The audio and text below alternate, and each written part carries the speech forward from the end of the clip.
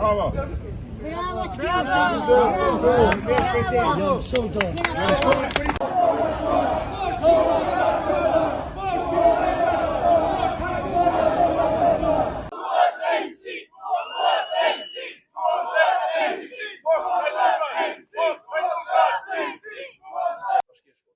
Kena zhvendos protesta një tubim paqësor, se nëse na të bën një demonstrat frikshëm, po vetëm jena të demonstru që kena një problem shumë serioz me pronën tonë, siç ishim te prokuroria e Shkodrës, i na zhvendos para Bashkisë Shkodrës për të marrë reagimin e një nga zyrtarëve të Bashkisë Shkodrës, me që asnjë s'ka begenisë me fol për problemin tonë.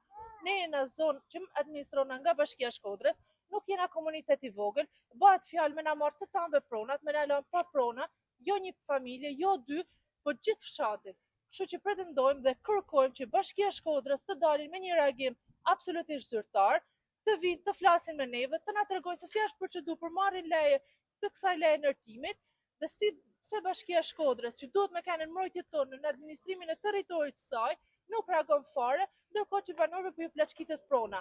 Si është marrë kjo leje ndërtimit, kush e ka dhënë, pse e kanë dhënë, në bazë të çfarë kriterësh e kanë dhënë, kush është pyet, sepse asnjë nga këta banorë të rrjedhit nuk janë pyet.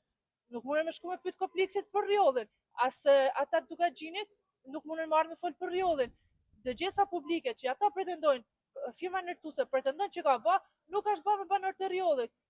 Pse nuk reagon asnjë nga institucionet?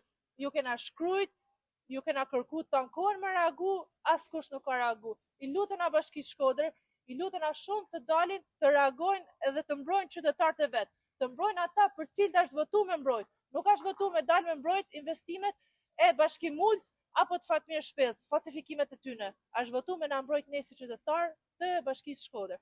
I lutena shumë të dalin të reagojnë dhe të na japin një zgjidhje për problemin që kena.